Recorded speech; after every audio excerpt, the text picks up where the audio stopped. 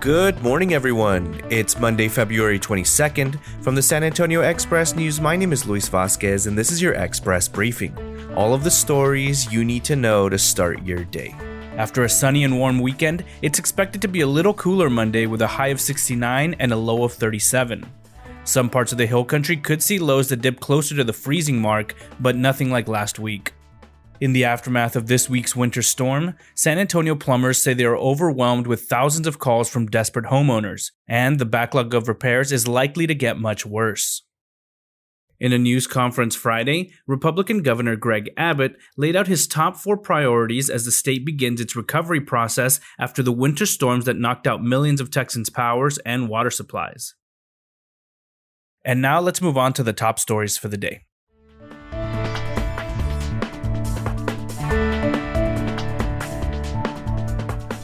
Eddie Palmer has been in renal failure for 6 years from a disease that attacked his kidneys. After the snowstorm Sunday night, the power went out at his house and the indoor temperature dropped to 50 degrees. Unable to use his machine for peritoneal dialysis, he tried to do the exchanges by hand, a cumbersome process that is supposed to be done 4 times a day. 50-year-old Palmer grew tired and he was only doing it twice. Finally, he couldn't take it anymore. He drove his wife, 2 teenage daughters, and dog around until he could find one of the few hotel rooms left where he was able to hook up the machine Wednesday night. Many end-stage renal disease patients have gone for days on end without mandatory life-saving treatment. Lauren Karuba has more on the humanitarian crisis in her latest article. As one of the poorest major cities in America, San Antonio has struggled with elevated levels of chronic diseases. An estimated 200,000 people in Bexar County suffer from asthma, and hospital admissions for the condition are higher than in any other large Texas cities. Asthma affects an estimated 9 to 10% of San Antonians. Yet, the Metropolitan Health District says that as of January 31st, just 3.7% of COVID-19 deaths here involved people who had listed asthma as an underlying condition. It's not as bad as many asthma doctors feared at the start of the pandemic. Bruce Selcraig takes a closer look at the findings from several new studies in his latest article.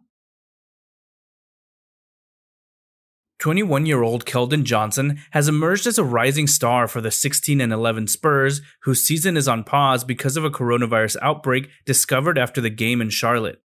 In his first full season as a rotation player, the 6'5" Johnson is averaging 14.5 points and 7 rebounds, among the team leaders in both categories. He and DeJounte Murray are the only Spurs to have started all 27 games. Maybe that is where Johnson is headed. The story of how Johnson got to this point includes a head-scratching draft night slide, a stint in the G League, and 2 seasons interrupted by the pandemic. Jeff McDonald tells his story over at ExpressNewscom. Texans unable to pay huge utility bills brought on by last week's frigid temperatures won't have to worry about having their power disconnected if they can't pay. Governor Greg Abbott said the Texas Public Utilities Commission has issued a moratorium on disconnections of utilities for non-payment. Meanwhile, San Antonio Mayor Ron Nirenberg reported CPS Energy has suspended its autopay feature for all customers. The San Antonio water system has restored service to 98% of its customers, according to a statement Sunday morning. Still, many areas continue to be under the boil water advisory from SAWS out of an abundance of caution.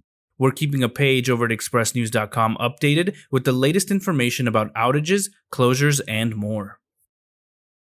Next up are your need-to-know headlines. You can find all of these headlines and more inside of your Express News subscription.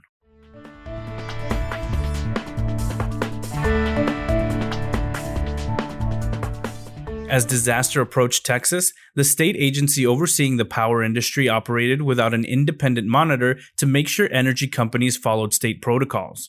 We have everything you need to know about the Public Utility Commission's decision to end its contract with the Texas Reliability Entity.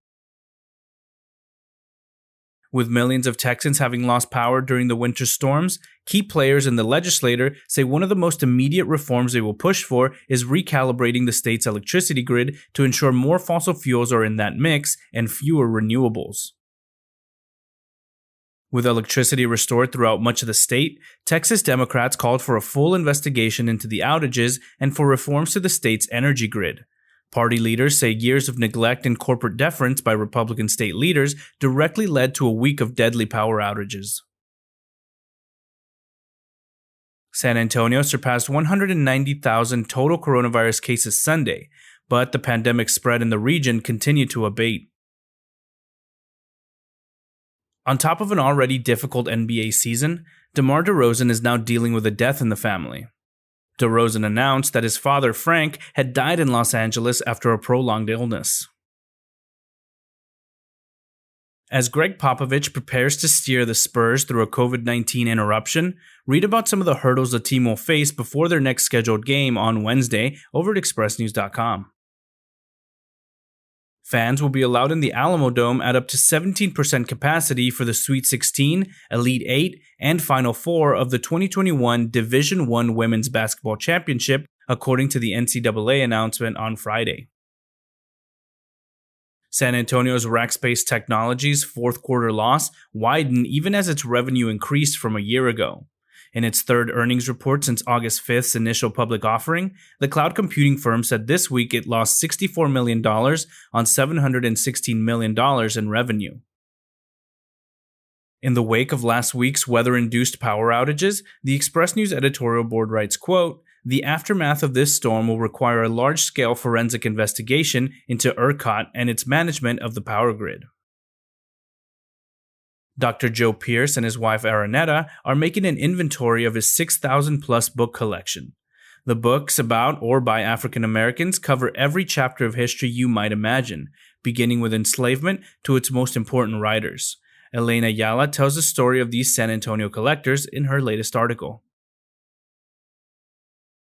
We're currently in the early stages of a mayoral campaign, and Ron Nirenberg would like the race to be as quiet and uneventful as possible, writes Gilbert Garcia.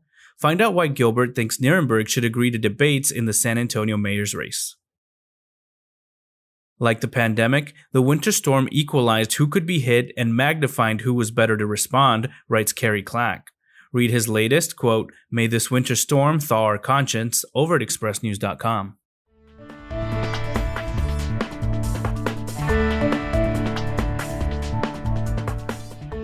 With San Antonio on ice for the past few days, many standalone restaurant operators chose to lock their doors.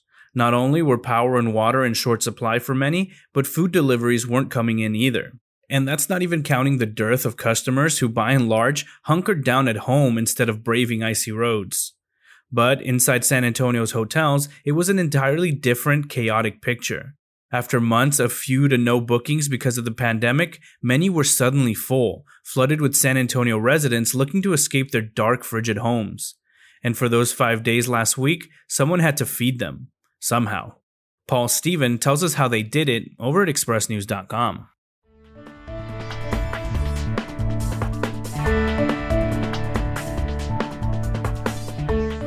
The Purple Pig barbecue truck isn't hard to miss. True to its name, the truck is purple, the menu is purple, and all of the staff wears purple. The barbecue is a little bit different than the classic Texas style. Check out our review over at ExpressNews.com. Despite those intimidating horns and iron constituents, Texas Longhorns are some of the gentlest of giants. Renee Guzman brings you a closer look at the long legacy of the Texas Longhorn. San Antonio native A.J. Walker is thriving as a leader at the Air Force Academy.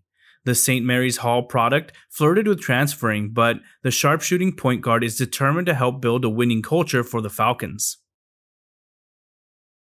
With their ranks depleted after 4 players registered positive COVID-19 tests last week, the Spurs on Sunday recalled second-year forward Luka Semenich and rookie point guard Trey Jones from the G League.